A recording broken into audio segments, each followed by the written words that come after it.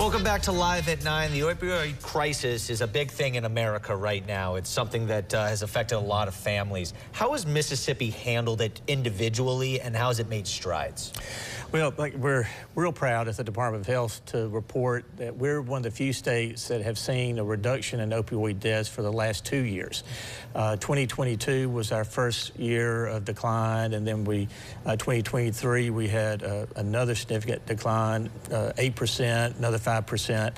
So right now we had peaked in our opioid deaths, and that will help improve our life expectancy for Mississippi, because these are a lot of 20 and 30-year-old deaths that we're saving at this point.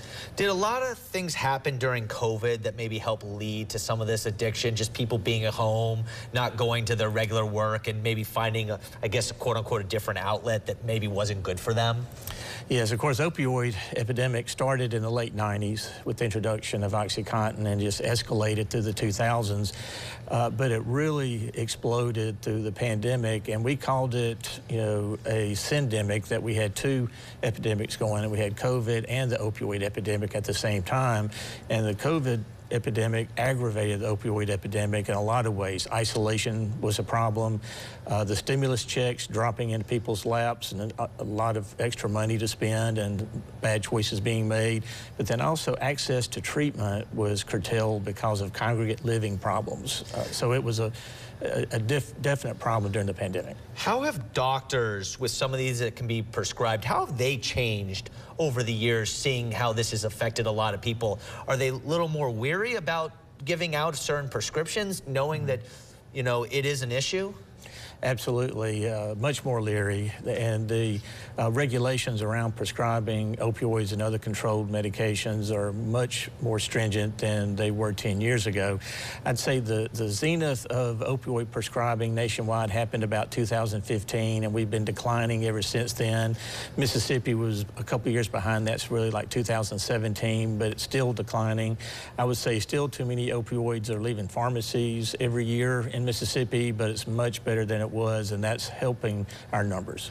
And did this crisis get really bad when people thought they were taking one thing and then it ended up being another? And even though you're going to use maybe a drug for your personal choice, I'm trying to be careful with how I say that, but they would end up taking the wrong thing. Well, what really became a problem is when fentanyl came into the drug supply. Prior to 2018, it was all pain pills, and then heroin came back into the mix in 17 and 18. And then by 2019, fentanyl was here, and fentanyl changed everything. And our big concern now, we lost a lot of teenagers to counterfeit pain pills, or really to counterfeit Adderall, going to parties and taking what you think is an Adderall or a Xanax, and actually being a counterfeit fentanyl tablet.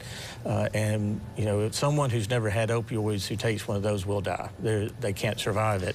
So we've worked really hard to educate college, university, high school students about the dangers of taking pills that you don't know where they came from, and just trying to really impact the inflow of fentanyl into our drug supply.